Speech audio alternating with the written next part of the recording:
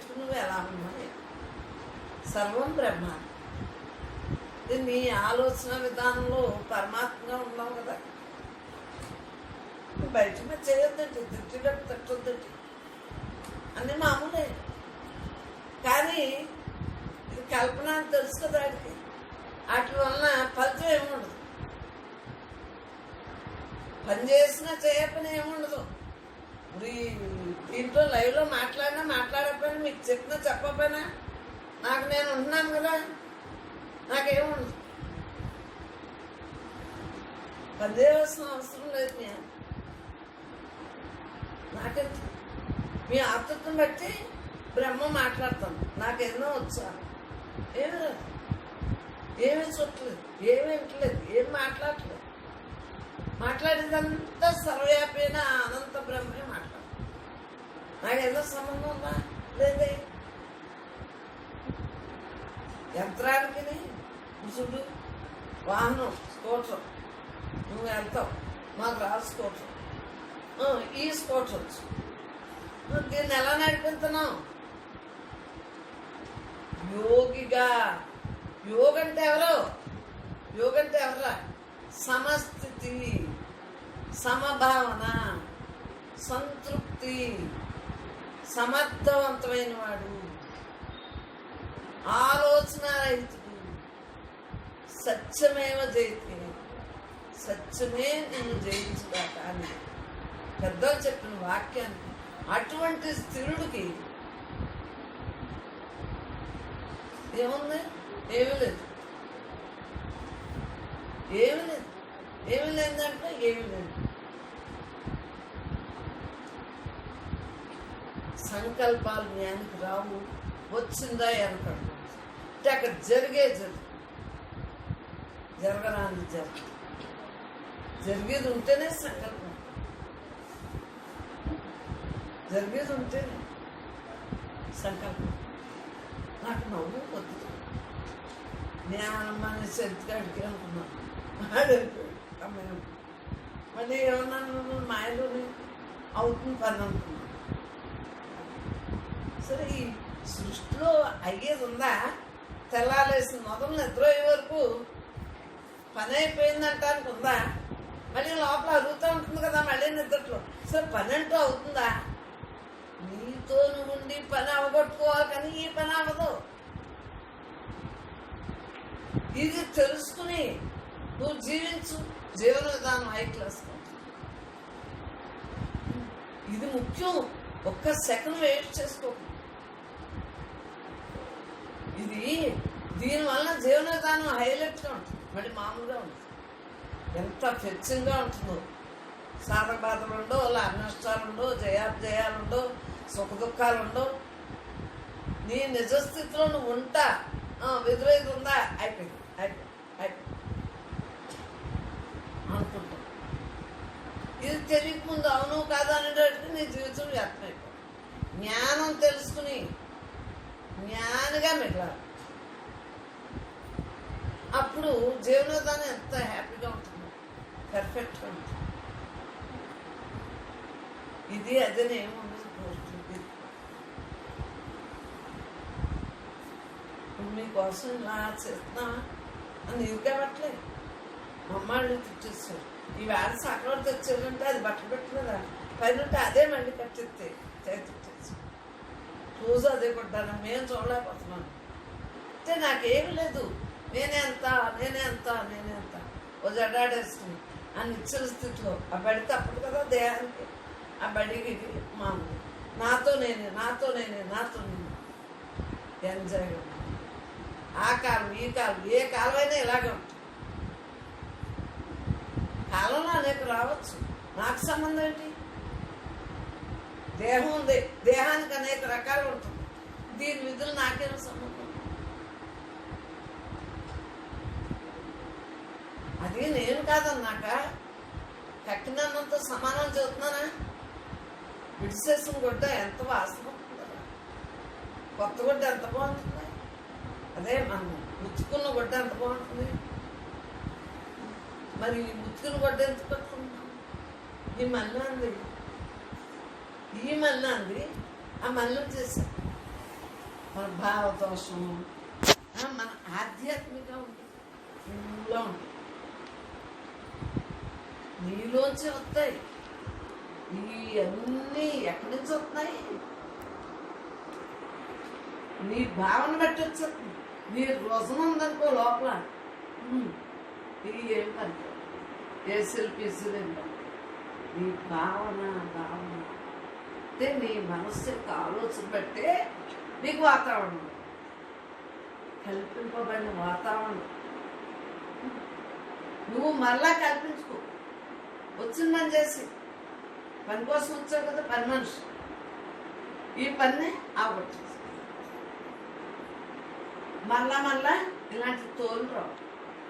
ఈ తోలు గొప్ప అంటున్నాం కదా ఇప్పుడు ఈ జనంకి. అసలు మళ్ళీ తోలు కూడా అలా అనంతత్వంగా ఉంటుంది. ఎప్పుడైనా భక్తులు కావాలి పుట్టాలి, దేవుడు పుట్టాలి, దుష్ట రక్షణ అంటే మళ్ళీ మహాత్ముడిగా పుట్టాలి. అంతేకాని సంవత్సరమే ఇంకా అలా ఉంటారు. సూర్యుడు మరి ఈ గదిలో ఏమలేదు, కిటికీలు మూసిస్తూ ఉన్నారు. మరి బయట ఎన్నో ఉన్నాయి. ఈ నీడలో ఎందుకు ఎక్కువ లేదు ఆలోచించు. అలా మాయలో ఎంత ఉంటుంది. నీడ మాయ. ఇదిగో ఈ కాంతి ఉండబట్టి చెయ్యలా అన్నాను. నీడ, ఇదిగో నీడను కొట్టు, దారి తగదు. చేతులు కొట్టు, చేతికి తగిలి. అంటే జీవుడు ఉన్నాడు. నీడ నువ్వు ఎంత కొట్టినావు, నీ నీడ ఇది నెప్పెడుతుంది అని ఏడుకెళ్ళి.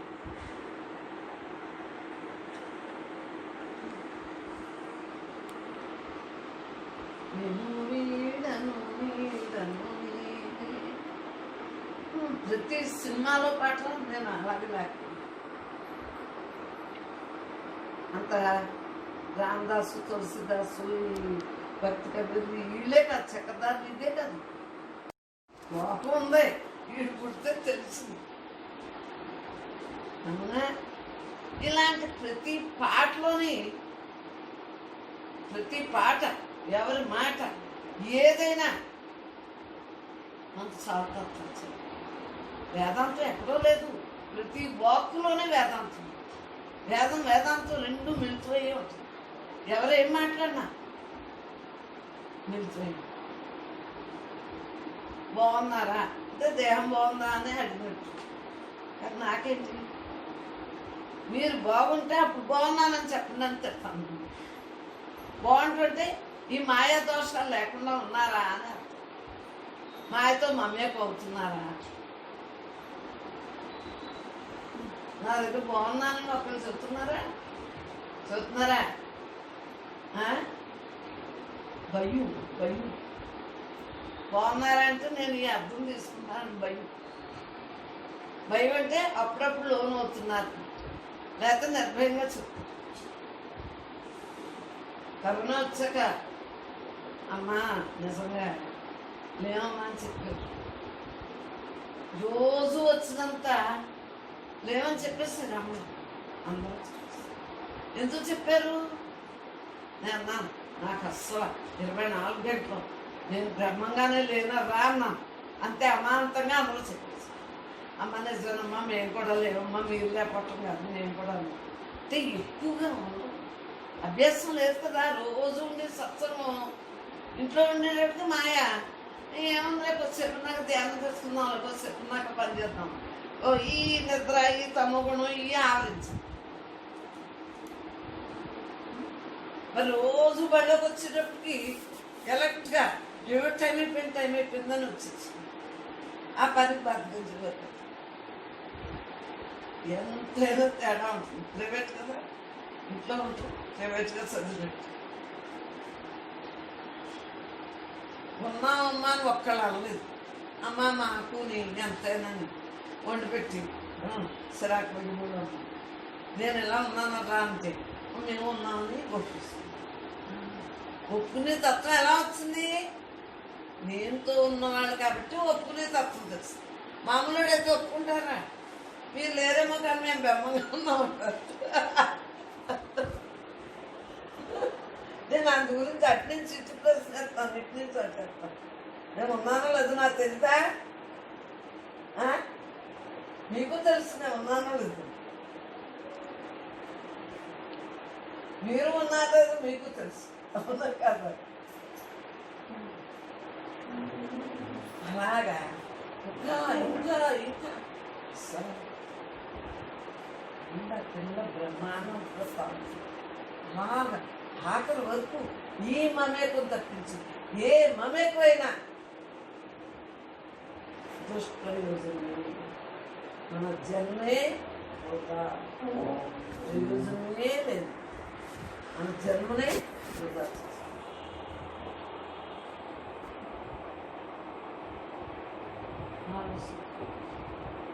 జన్మను వృధా చేసుకోవడానికి వచ్చేవా? లాభకి పోయి భీములా ఉంటే నీకేముంటుంది? బుద్ధిబలం లేనప్పుడా? బుద్ధిబలం లేనప్పుడు దేహం ఎంత ఉంటేంటి చెప్పు? జ్ఞానికి బుద్ధిబలం ఉంటుంది, బుద్ధితో ఉంటాడు కదా, బుద్ధి బాగా బలంగా ఉంటుంది. బుద్ధితో ఉంటాడు, బుద్ధి బలం ఎక్కువగా ఉంటుంది. ఎలా మాట్లాడితే ఎలాగో, ఎలా పాడితే ఎలాగో అన్నీ బాగా తెలివితేటలు ఉంటాయి. జ్ఞానికి తటస్థంగా ఉంటాడు కదా, ఇదంతా ఉంటుంది ఇదంతా ఉంటుంది అని. దాని మీద మమకారం లేదు, కాన్సన్ట్రేషన్ లేదు, బుద్ధి బలం ఎక్కువ ఉంటుంది. బుద్ధితోటే కదా మానవుడికి మరి ప్రయోజనకారి మానవుడు, అంతే కదా, బుద్ధి ఉండాలి కదా. ఈ బలం ఎక్కువ ఉంటుంది. మామూలుడికి మనసు బలం ఎక్కువ, మనసు బలం ఎక్కువ ఉండి ఏక ఆలోచనతోటి. జ్ఞాని బుద్ధి బలం ఎక్కువ ఉండి ఏమని చెప్తాడు? ఎక్స్రేలో తీసేస్తాం ఎవరినైనా సరే, ఉన్నారా లేదు? X X X. మనం ఏ పని కోసం వచ్చామో ఆ పని చేసుకోవటం మానేసి అక్కర్లేని పని చిన్న అడ్డంలో అడ్డం కాదు, అటు ఇటు అటు ఆడవైపు ఉండవు, ఇటు ఈడు వైపు ఉండవు. అటు ఇటు ఉంటాయి కదా పార్టీలు, అలా మనసు ఉంటుంది. అక్కర్లేదండి అడ్డంలో పుట్టడానికి ఎలా ఉంటుందా? అలా ఉంటే అటో ఇటో ఉంటే ఎటోకప్పుడు గెలుపు ఓటంలోనే ఉంటుంది. ఈయన ఎటో కాకుండా చూస్తారు. ఇదే మనసు లక్షణం. మమేకవుతామని స్థిరుడు మనం, స్థిరత్వంతో ఉన్నాం. మనం మనమే మనం మనమే మనం మనం ఏకాత్మస్వరూపం, ఏకాత్మస్వరూపం. అంతా ఒకే ఆత్మ, ఒకే ఆత్మ. ఎటు చూసినా ఒకే ఆత్మ. ఏకాత్మ ఏకాత్మ ఏకాకిని ఏకాకిని ఒకే ఆత్మ అందరిలో అంతగా వ్యాపించి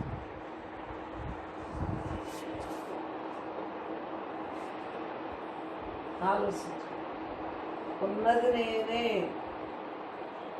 నేను లేని చోటే లేదు. నిజమా? మీకు వయసు వచ్చింది కాబట్టి అర్థమవుతాను. మరి బుడంకాయకి అర్థం అవుతుంది కదా ఈ మాట. ఇప్పుడు మీకు తిరుగుతాను కదంట, ప్రతి వాక్యం ఎందుకు అర్థమవుతుంది? వయస్సు. మరి ప్రహ్లాదుడికి వయస్సు అది. అబ్బో మీరు గొప్పోళ్ళని మీకు వయస్సు అబ్బాయింది. మరి ప్రహ్లాదుడికి వయస్సు అది. అమ్మకి అబ్బోలో ఉండగానే ఆడు నారాయణ నామం జపం చేసింది. చూడండి, అప్పటి నుంచే ఆడికి అభ్యాసం అభ్యాసం. అందుగురించే గర్భంలో ఉండగా, తల్లి గర్భంలో ఉండగా మనం ఏదంటే అదే. అభిమన్యుడు చూడండి, వచ్చే విధానం చెప్పలేదు. ఎట్లున్నారు సుభద్రాదేవి వెళ్ళి చెప్పాడు. చూడండి ఇవన్నీ అందుగురించే తల్లు బీటెక్లు ఎంటెక్లు చదివినాడు. మీరు బాగా చదవన్నారా, ఏదో పుస్తకం ఆ పిల్లలు బాగా చదువుతారా అంటారు. కట్టుకోవట్లుగానే వచ్చేస్తుంది. మరి హిరణ్యకశిపుడు ఎంత మామూలుడా? హిరణ్యాక్షుడు, హిరణ్యకశిపుడు, మరి కౌసుడు, వీళ్ళు మామూలుడా కాదే, మామూలు కాదు వాళ్ళు. అంత అంత 3 జన్మలకు సరిపోతుంది. సంబంధాలు శాపం విష్ణు కొడుతున్నారు మాత్రం అంటే వచ్చేసి ఆ మాత్రంగా చెప్పింటే బాబు మేము అన్ని జన్మలు వద్దు, మాకు 3 జన్మలు చాలు అని శ్రీహరిని తిడతా 3 జన్మల్లోని జన్మరాహించింది. అంటే జ్ఞానులు కదా. రావణాసుడు హిరణ్యకశిపుడు, కుంభకర్ణుడు, స్త్రీలందరూ మరి చరిత్రలో అన్నీ విన్నాం కదా.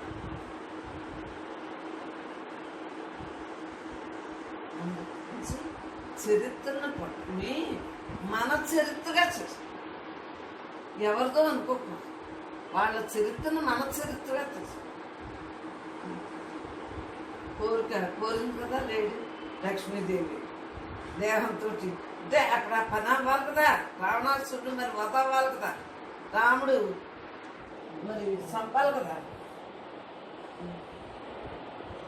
మరి చూడండి ఎలా జరిగింది. మరి చూడండి పెళ్ళో ఉంది యశోద పాపం కృష్ణుడి పెళ్ళి ఏమైంది, మళ్ళీ ఒక్కలాదేవిలో వచ్చి వెంకటేశ్వరం అని చెప్తారు. అలా మనకి ఏ కోరుకుంటే మళ్ళీ ఆ కోరికతో పుట్టాలంటున్నారు. అదే మనకి ఎన్ని చూపిస్తాను.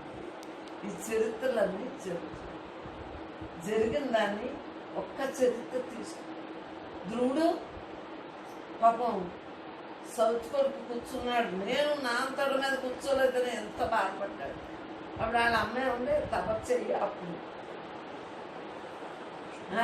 దేవుడితో ఉండొచ్చు, మీ నాన్న తొడ మీద ఉండొచ్చు.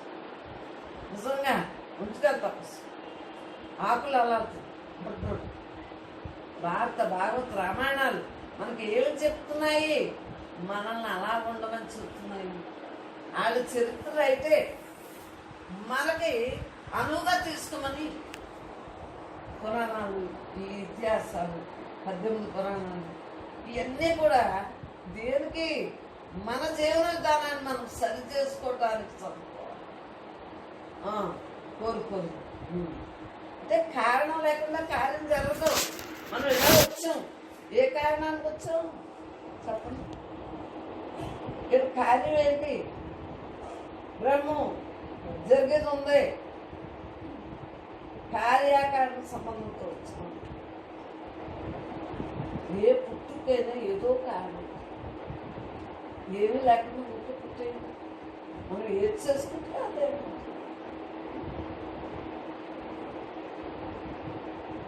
అంతే. అలా నేను నిర్గుణంగా ఉండిపోవాలి అన్నాను. నిర్గుణంగా నాకు ఈ సంసారం కావాలి, పిల్లలు కావాలి, ఇవి కావాలి, అవి కావాలన్నాను. అవి కావాలి, ఇవి కావాలన్నా అక్కర్లేదన్నానా. ఒకసారి కావాలి అన్నాక నీకు అక్కర్లేదంటే కుదురుతుందా చెప్పండి. ఇది ఇష్టం ఉండదన్నా కుదురుతుంది. ఈ దేహం ఉన్నంత కాలం కూడా ఏది మనం విధి విధానంలో తెచ్చుకున్నాం. విధి అంటే మనం తెలుసుకుంటా కదా, తెచ్చుకున్నాము. అది అలా జరుగుతుంది. ఆ జరిగేదాన్ని ఏం చేస్తున్నాము, పరమాత్మ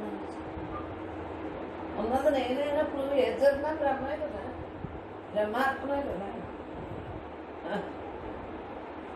సంటి కాలం కాదు, బ్రహ్మాత్మ రాసి ఇంకో అర్థం ఏంటో బ్రహ్మే కాదుగా. అది ఇచ్చక అన్ని బ్రహ్మాత్మగా పెట్టుకున్నాను. ఇంకొకళ్ళ మామూలు వాళ్ళు అయితే ఏమంటారు, కాదు బ్రహ్మాత్మ అంటారు. అంటే విధానంలో ఆడేది అది భగవంతుడే, అన్నీ బ్రహ్మే, అన్నీ బ్రహ్మే. గోవింద గోవింద ఏడుకుంటున్నాడా వెంకటరమణ, గోవింద గోవింద. పోయినప్పుడు కూడా గోవింద అంటాం. ఎవడో తిరుగుతుంటాం. అంటే మనం ఈ భాష వలన దెబ్బలాట్లు వస్తాయా లేదా? అసలు నువ్వు తటస్థంగా ఉంటే నువ్వు తప్ప రెండోది లేదు అనుకుంటే ఎందుకు దెబ్బలాట్లుంటాయి? ఉన్నది నువ్వే. నాకు తెలుసు అనుకో, ఈ దేహంతో ఉన్న బ్రహ్మానికి తెలియబడ్డా, మరి ఇంకో బ్రహ్మానికి కూడా తెలియాలి కదా. ఇంకో బ్రహ్మానికి కూడా తెలితేనే కదా స్నేహం పెరుగుతుంది. మీరు రోజు రాగలుగుతున్నారంటే ఈ ల్యాప్టాప్ పుణ్యం అంటే స్నేహం పెరిగిందా లేదా? ఎందువల్ల మీకు కూడా సుక్కుతుండి వినగలుగుతున్నారు. ఎంతో అంటే ఆచరించినట్టే లెక్క. వినేను జ్ఞానం ఏమర్థం అవుతుందా? జ్ఞానం ఏమర్థం అవుతుంది? అర్థం అవుతుంది. కథ అయితే అర్థం అవుతుంది. ఆడ కథలు వీళ్ళ కథలు అయితే ఇంకా బాగా ఎక్కి పిలుస్తానికి అర్థం అవుతుంది. మన కథ వచ్చేటికి మనకు బాధ వచ్చింది. మరి ఆలోచించు. ఈ జరుగుతుంటే ఈ పుట్టుకుంటే ఇంతే చేసుకున్నాం ఏంటి? భవబంధాల నుంచి విడుదలవుతున్నానో లేదు, భవబంధాల నుండి విడుదలవుతున్నాం అంటుందా? అన్ని పోయినాయో గోల ఏం పోయినాయి అమ్మా? అంతా పోయినప్పుడు పోయేది ఉందా? పోగొట్టుకునేది ఉందా? అదే నువ్వు వస్తువా? నేనే అంతా నేను లేచి ఒట్టుకు జ్ఞానంగా ఒక్కొక్క అక్షరం తెలుసుకుంటే అంత జ్ఞానం తెలుసు. అజ్ఞానంగా ప్రతి అక్షరాన్ని తీసుకుంటే అజ్ఞానంగానే. అంటే ఈ తోల్చు ఎలాగా మన భావన బట్టే బాగా. ఈ మమేకం అంతా దేని మీద కాన్సన్ట్రేషన్ అంతా దేని మీద పెడుతున్నాం? ఉన్నది నేనే. ఆ ఉన్నది నేనేలోనే అంత తెలుసు. నేను తప్పలేండి రోజు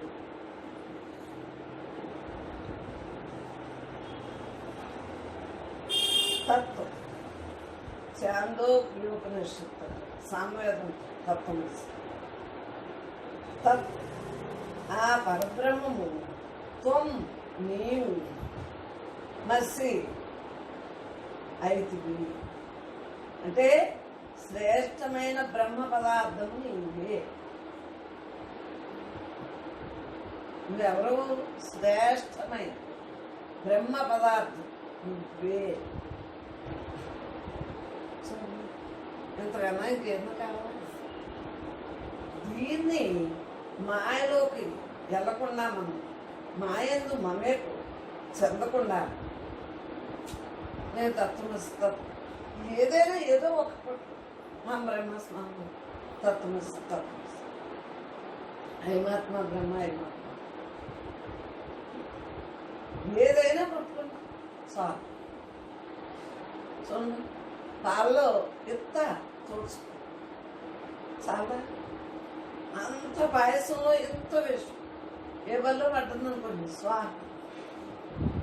ఇంత చాలా, ఎంత ప్రపంచంలో నీతో నువ్వు ఉండు చాలా. నీకు ప్రపంచమే లేదు, నీతో నువ్వు ఉండు. ఎంత ప్రపంచం అణు మొదలు పరమాణు వరకు నిండినా చిత్శక్తి అది నువ్వే. ప్రకృతి నువ్వే, పురుషుడు నువ్వే, పరమాత్మ నువ్వు. ఈ దేహం నేను కాదని ముందు చూద్దాం. అలా దేహం కూడా నేనే ఉన్నానా లేదా? బ్రహ్మే కదా దేహం. అది బట్టి పాస్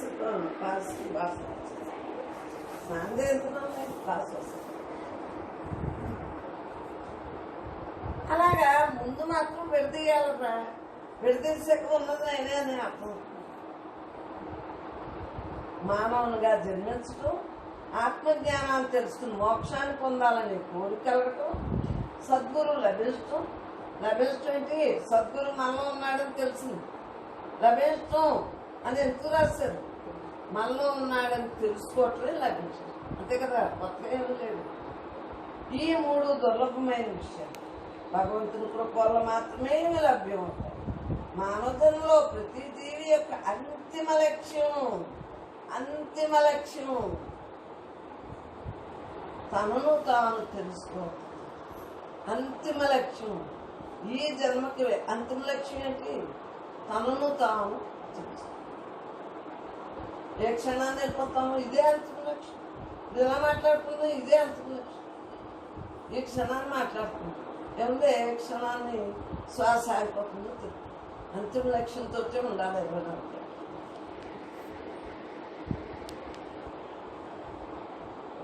ఈ దేహం నువ్వు కాదు, ఈ దేహంలో ఉండే పరమాత్మ నువ్వు దేహివి, దేహాన్ని కాదు. అనేక దేహాలు. దేహం అనే దేవాలయంలో స్వయం ప్రకాశమై దేహ మనోబుద్ధులను పనిచేయిస్తూ ఈ లోపల ఏం చెప్తున్నాడు? స్వయం ప్రకాశంగా ఉండి దేహ మనోబుద్ధులను పనిచేస్తూ అన్నింటికీ సాక్షిగా ఉంటుంది ఆత్మ చైతన్య. అదే శక్తి సృష్టి అంతటా అణువునా వ్యాపించి సమస్తానికి ఆధారంగా ఉంది. ఇప్పుడు మీకు అర్థమవుతుంది కదా చెప్పుబట్టి. లేదా మామూలుగా పుస్తకంలో వాక్యం చదివితే ఏమర్థం అవుతుందా? అర్థమయ్యాక ఈ వాక్యం అనుభవంలోకి వచ్చిందా లేదా? ఇంకా ఆశ్రయించడం ఆటోమేటిక్గా మీరే మొదలెడతారు. ఇన్నాకే ఎటు వెళ్ళను, దాని మన్నం జరుగుతుంది తప్పనిసరిగా. శ్రవణం జరిగాక మన్నం నిధిధ్యాసం జరుగుతుంది.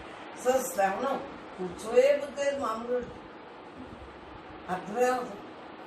ఆ ఆత్మ చైతన్య శక్తి అనే భావముని మనస్సులో ఏ నిమిషంలో స్థిరమై ఉన్నదో ఆ నిమిషంలోనే నువ్వు ముక్తుడవు, జీవన్ముక్తుడు. మొదటి వాక్యంలోనే వచ్చేసింది జీవన్ముక్తుడు. రెండోది ఏమన్నారు?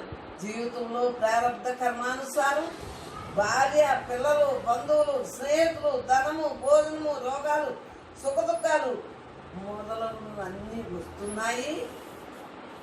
మోక్షము పొందాలంటే స్వయం కృషితో పాటు అన్నీ ఉన్నాయా లేదా? అన్నీ ఉన్నాయా లేదా మనకి? మరి మోక్షం పొందాలంటే స్వయం కృషితో పాటు భగవంతుని అనుగ్రహం కూడా. స్వయం కృషి ఎప్పుడవుతుంది? వినబట్టే కదా స్వయం కృషి. కృషి చేయక ఏం చెప్తారు? అమ్మాయి ఒక్కదానితో అవగొట్టేసుకుంటారు, పని అయిపోతుంది కదా. మన అంతిమ లక్ష్యం ఇదే కదా. నాది ఇది ఆఖరి జన్మ అనుకోండిరా. ఈ భావబంధాలన్నీ అలాగే ఉంటాయి. ఇప్పుడు ఉన్నాయి పిల్లల్లో జన్మలు, అంత ముందు లేరా? ఆ తర్వాత మళ్ళీ పుడితే మళ్ళీ ఉండరా? ఇది అంతిమ లక్ష్యంగా తీసుకోండి. ఈ మానవ జన్మని వృధా చేసుకోకుండా ఎవరు నువ్వు? నామరూపాలు నువ్వు కాదే. నువ్వు నామరూపాలు నువ్వు కాదు, శరీరము మనస్సు నువ్వు కాదు. నామరూపాలు నువ్వు కాదు, శరీరము మనస్సు నువ్వు కాదు. ఈ రెండు భగవంతుడు నీకు ఇచ్చిన పరికరాలు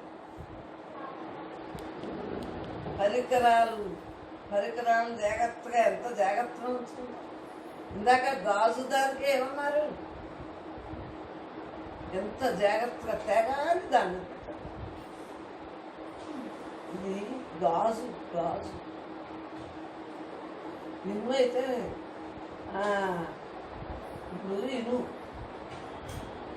కిటికీలు ఎన్ని తయారవుతున్నాయంటే దాన్ని అగ్నిహోత్రులతో కలిపితేనే కదా ఎటు కావాలంటే అటు పోగలుగుతారు. ఇదేంటి? గాజు బొమ్మమ్మా, గాజు బొమ్మ. ఏ క్షణాన్ని ఏది ఊడిపోయినా గోవిందా. ఎంత జాగ్రత్తగా పార్సల్ చేసి పట్టుకెళ్తావు ఈ గాజు బొమ్మ. ఎక్కడికైనా పట్టుకెళ్ళినప్పుడు గాజు బొమ్మను ఎలా పట్టుకెళ్తావు? మరి దాని పార్సల్ ఉన్నప్పుడు దీనికి గాజు బొమ్మ. ఈ రెండు భగవంతుడు నీకు ఇచ్చిన పరికరాలు. వీటిని ఉపయోగించి జీవభావాన్ని ఎదిగి పరమాత్మ భావంలో స్థిరంగా నిలబడి జీవులందరిలోనూ పరమాత్మ ఆత్మరూపంలో ఉన్నాడని భగవద్గీత స్పష్టం చేసింది.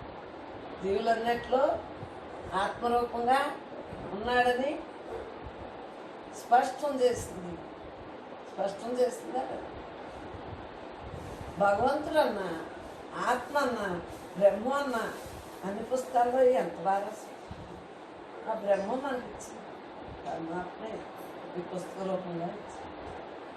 భగవంతుడు అన్న, పరమాత్మ అన్న, బ్రహ్మ అన్న, సద్గురు అన్న, చైతన్యం అన్న, ఎరుక అన్న, బిందు అన్న, శక్తి అన్న, కుండలి అన్న, అన్నీ ఒక్కటి పర్యాయ పదాలు. సన్యాసం కాబట్టి ఆ పని చేయలేకపోయేవాటారు. మరి సన్యాసి మాటకి అర్థం అదా? అది ఎంత కష్టపడతాడే సన్యాసి. అవి ఏ కోరుకున్నా కూడా తీర్చుకోకుండా నేను ఇలాగే ఉండాలని పాపం ఎంత ఏకాగ్రతగా ఉంటాడు. తిట్టుల్లో అన్నీ చూడండి. సన్యాసి ప్రకృతి సన్యాసి. భగవంతుడన్నా, పరమాత్మ అన్నా, బ్రహ్మ అన్నా, సద్గురు అన్నా, చైతన్యం అన్నా, ఎరుకన్నా, బిందు అన్నా, శక్తి అన్నా, కుండల్ని అన్నా ఒక్కటి అనన్య శరణాగతి. నీవు తప్ప రెండు. ఎన్ని దొంగ శరణాగతి మనవి ఉన్నాయే. దొంగ శరణాగతి, లాభం కోసం శరణాగతి. ఇది ఈ ప్రేమలు నిజమా? భార్య మీద భర్తకి, భర్త మీద భార్యకి, ఈ పిల్లల మీద ఆడికి, ఆ పిల్లల అమ్మ బాబు మీద. ఇదంతా శరణాగతి కాదు, స్వార్థంతో కూడిన శరణాగతి. శరణాగతి అయితే స్వార్థం. అలా అన్నీ ఇస్తారని ఇంత బుడంకాయలు కూడా ఎంత వేషాలు. స్వార్థంతో కూడిన శరణాగతి. నేను అనుకున్న శరణాగతి అసలైన శరణాగతి. ఉన్నది నేనే, ఇంక శరణాగతి. ఇది శరణాగతి. ఉన్నది నేనే అంటావే, అది ఎన్ని వేషాలు. మూడు మీద పడ్డానికి పిల్లల మీద ముడిపించి నీకు నువ్వేనైనా నాకేనే. నీ ముట్టిదిరా, నీ విధి విధానం ఇదే, నా విధి విధానం. నేను అలా అనుకుంటానమ్మా. నాకు మిగిలిన తెలియదు. నాకు ఏ ప్రాణం బొమ్మలు ఊరికే ఉన్నాను సేపు బొమ్మలాట ఆడతాను తప్పింది. నాకు లోపలికి ఏమి ఎవరన్నది లోపలికి. బయటకు మాత్రం మామూలుగా ఉంటాను. లోపల లేనప్పుడు ఏముండదు. భావనలో లేనప్పుడు ఇంకేముంటుంది? భావనలో ఎలా ఉండాలి? నేనెంత. నా భావనలో నేనే. అందు గురించి ఏముండదు. శవమైనా వస్తుందంటాను. నేను ఎవరి గురించి తెలుసు. శవమైనా వస్తుంది, శవమైనా వస్తుంది. శవం అయితే లోపల, శవం అయితే బయట. అప్పుడైతే ఎదురు చూపులు చూస్తే దేనికోసం ఎదురు చూపులు చూడాలరా? నేను పరమాత్మని అన్న భావంతో ఉండండి. అది ఎదురు చూపు అంటే. ఎదురు చూపు ఎలా ఉండాలి? అలా ఈ దేహం ఉన్నసేపు ఆ ఎదురు చూపు చూడరా. ఎదురుగుండా ఉండే చూపు చూడు. ఎదురు చూపు అంటే ఏంట్రా? మీ ఎదురుగుండా నా ఎందుకంటే మెల్లలా పెట్టి చూడను కదా. నా ఎదురుగుండా ఉంది కదా చూపు. అలా ఎదురు చూపు చూడు. నీతో నువ్వు ఉండు. ఎటువంటి చూపు? అదే నువ్వే ఉన్నావు. నీలో అదే నీవు. తత్వమసి. నువ్వే నేను, నేనే నువ్వు. నువ్వే నేను, నేనే నువ్వు. అది ఎదురు చూపు. ఈ బొమ్మలకు మాత్రం ఎదురు చూపులు చూసేస్తూ ఉంటారు. ఊరి నుంచి ఇంకా రాలేదు. ట్రైన్ వచ్చిందో లేదు. ఇంకా దగ్గరకు వచ్చి కొడుతుంది మరీ నిద్ర. ఆ ఎదురు చూపులంటే ఈ ఎదురు చూపు చూడు. దీనికి అసలే ఇంకేదైనా ఉందా? ఈ ఎదురు చూపు ప్రతి వాక్యానికి అర్థాలు వేరు. ఎదురు చూపు చూస్తే ఇంకా ఎక్కడ ఉందంట అని జన్మతుందా? ఆ ఎదురు చూపులకు జన్మ. ఈ దేహంతో మమేపోయి ఎదురు చూపుకు జన్మలు. ఈ ఎదురు చూపుకు జన్మలు. ఇదని చెప్పాను సంపెత్తారు. పిల్లలే కాదు, మూడులే కాదు, మీరు కాదు, అందరూ సంపెత్తారు. ఎదురు చూపు చూడకపోతే అమ్మ మా కోసం ఎంత ఎదురు చూస్తున్నారు అందించాలా లేదా నేను మీకోసం? అదంతా బాగా ఎదురు చూపు. నీ చూపుని ఎదురుగా చూసేయి. ఉన్నది బ్రహ్మే. నువ్వు తప్ప రెండోది. ప్రతి మాటలోని అర్థం పరమాత్మ అర్థమే. ఏ మాట మాట్లాడు, ఏ మాటకైనా అర్థం. బాహ్యంగా తీసుకుంటే ఒక రకం అర్థం, పరమార్థంగా నేనే అంత నేనే అంత నేనే అంత అంటే మీకు ఏమర్థమైంది? మొదటి ఆ అమ్మాయి అంతగా ఉన్నారు కొన్ని అనుకున్నారు. ఆ తర్వాత ఇప్పుడు మీకు తెలుపుతాను నేనే అంత అని. ఇప్పుడు మీరు అనుకుంటే నాలో ఆత్మ అందరిలో ఆత్మ అంతగా ఉన్న ఆత్మ ఒక్కటేమి తెలుసు అని నేనే అంతగా ఉంటున్నారు. మొదట్లో ఏమనుకునేవారు? అమ్మాయి అంతగా ఉన్నారు అనుకునేవారు. అమ్మాయి తింటున్నారు, అమ్మాయి మాట్లాడుతున్నారు, అమ్మాయి అమ్మాయి అమ్మాయి అమ్మాయి అని అలా నేర్పు. విద్యను ఎలా నేర్పితే అందుతుందో ఆ విధంగా నేర్పు. నేను ఎవరిని? వంతినా వంతినా, నీకు నాకు వంతునా వంతునా. నేను వంతుని, నీలో బ్రహ్మ నాలో బ్రహ్మ. మొగుడి మీద కోపం వచ్చేస్తుందంటారు. ఏమనుకోతుందమ్మా, నన్ను మొగుడిని తిట్టేసామంటారు. అమ్మ నన్ను తిట్టినట్టే అని ఎన్ని మాయమంత్రాలు. అవి మాయమంత్రాలే కదా. నేనే అనుకోండమ్మా, నేనే అనుకోండమ్మా, అన్నీ నేనే అనుకోండమ్మా. నేనంటే ఇష్టం కదా మీకు, నన్నే అనుకోండమ్మా. నన్ను అమ్మనైతే తిట్టండి, మొగుడు తిడితే ఊరుకోరండి. నేను తిడితే ఊరుకుంటాను, నేను తిడితే ఊరుకుంటాను. మొగుడు తిడితే ఊరుకోండి. కూడిపెట్టి దాడా, పోషించి దాడా, భగవంతుడు ప్లస్ భర్త ఇవన్నీ ఊరుకోరంట. అమ్మ తిడితే ఏమీ ఉండదు. తల్లిదండ్రులు తిట్టినా ఊరుకోరంట. అమ్మ తిడితే ఏముండదు. పిల్లలు తిట్టినా ఊరుకోరంట. అమ్మ తిడితే అంటే మీకు ఏమర్థమైంది? అమ్మ అంటే ఒక విశ్వాసం. వాళ్ళ మీద మీకు నమ్మకం లేదు, నా మీద ఉన్న నమ్మకం ఉందా? ఊరికే బొమ్మలు ఆడుతున్నారే కానీ ఎందువన్నా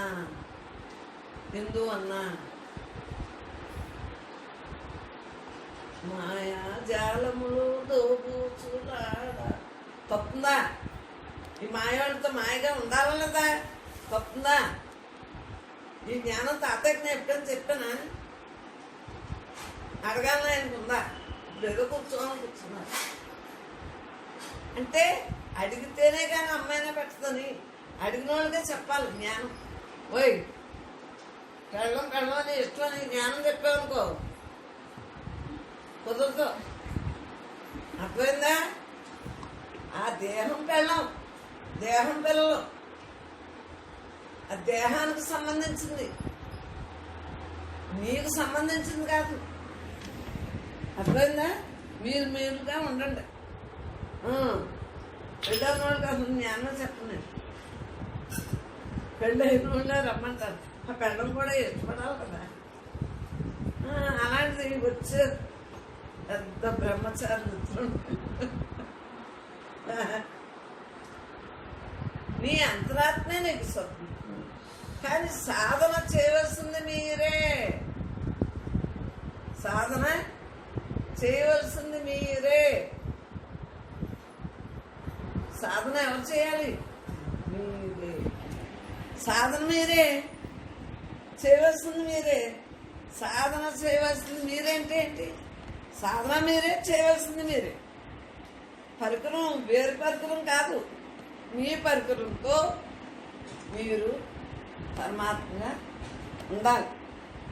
సాధకుడు మనమందరం ఆఖరి శ్వాస వరకు సాధకుడు. మోక్షద్వారం కావాలంటే, మోహన రూపము చూడాలంటే నిన్ను నీ మరువను రామా.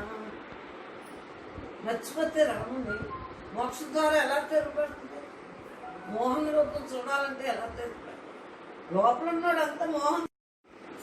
మోక్షద్వారం తెరవాలంటే నాకు మోక్షం కావాలి, మోక్షం కావాలి అన్న భావన నీకు ఎప్పుడైతే వచ్చిందో, తెరవాలంటే ఏమైంది? మోహన రూపం చూడాలంటే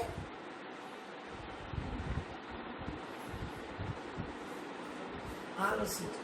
మన జీవితం వైకుంఠం తెలియదెక్కం. పాపం పిల్లలకు తెలియక నవ్వేస్తాం. పెద్దవాళ్ళు ఆట ఆడినా నవ్వలేము. ఓడిపోతే ఓడిపోయామా అది ఆడతాంటే ఏ మనం ల్యాప్టాప్లో నేను ఆడాను. అదే ఆడు సెల్ ఉంది ఆడాను. నాకు ఎన్నో ఓడినా కాయిన్ పోయినా నాకు ఎన్నో ఉంటుందా ఆడైతే చచ్చిపోయింది అంటాను. చచ్చిపోయిందన్నా బతికిందన్నా ఏదైనా ఉంటుందా? ఉంది. ఆలోచన బొమ్మలాట తెలిసినోడికి ఏముంటుందో రాదు. కానీ ఆడతో మమేకం అవ్వాలి. లూడో ఆడాలి, వైకుంఠపాడి ఆడాలి, అన్ని ఆటలు ఆడాలి. 24 గంటలు ఆటనా పాటనా దునియా తెరపై బొమ్మల ఆటలు. దునియా తెరపై ఇంకొక్కడు పట్టుకుని ఆటనా పాటనా దునియా తెరపై బొమ్మల ఆటలు. చాలు ఆటలకే మనకేమన్నా హరినామస్తుంది. ఆట కూడా మనకి మనలో ఉన్న తత్వాన్ని నీ అంతరాత్మ నీకు సద్గురు. కానీ సాధన చేయవలసింది మీరే. సాధన దేనికి? అనాత్మను తొలగించుకోవటానికి, త్రిగుణాలను తొలగించుకోవటానికి, మనసు లేని స్థితికి ఎదగటానికి. బ్రతికి ఉండగా మనసు లేని స్థితిలో బ్రహ్మ స్వేచ్ఛతో ఎవరు ఉంటారు? వారికేమి అనాత్మను తొలగించుకోవటానికి. ఆత్మకేమీ లేదు. సాధన ఎవరికే? ఈ మాయ లేకుండా చేసుకోవటానికి, తొలగించుకోవటానికి, త్రిగుణాలను తొలగించుకోవటానికి, రజోతము సత్వగుణాలను తొలగించుకోవటానికి, మనస్సు లేని స్థితికి ఎదగటానికి. నేను బ్రహ్మాన్ని. నేను బ్రతికి ఉండగా మనస్సు లేని స్థితిలో, బ్రతికి ఉండగానే మనస్సు లేని స్థితిలో బ్రహ్మ స్వేచ్ఛతో ఎవరు ఉంటారు? వారికే మోక్షం. 3 అటువంటి ఉంటుందంట.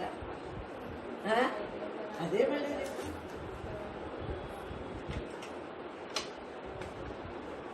బ్రహ్మాత్మ. అమ్మలందరికీ నమస్కారం, బ్రహ్మాలందరికీ నమస్కారం. బ్రహ్మాత్మ హాయిగా బ్రహ్మంగా.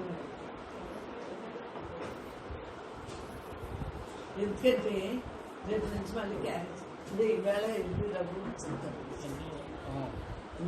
రేపు నుంచి మళ్ళీ క్యారేజ్ సత్సంగం అయిపోయింది కదా, అమ్మకి వాళ్ళు మాట్లాడుతున్నారు.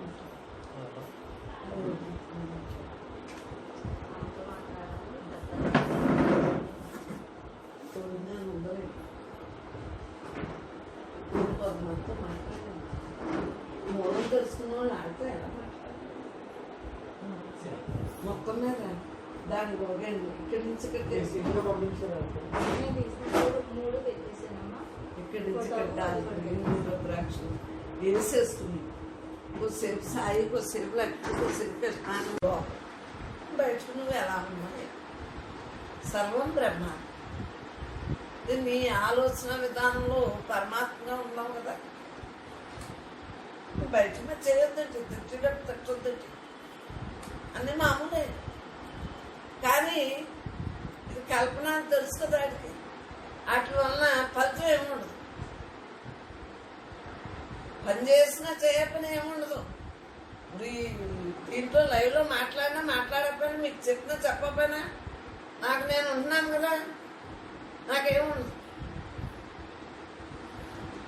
పని చేయవలసిన అవసరం లేదు. నేను నాకెంత మీ ఆతృతను బట్టి బ్రహ్మ మాట్లాడతాను. నాకెన్నో వచ్చా ఏమి లేదు, ఏమీ చూడలేదు, ఏమి వింటలేదు, ఏం మాట్లాడలేదు.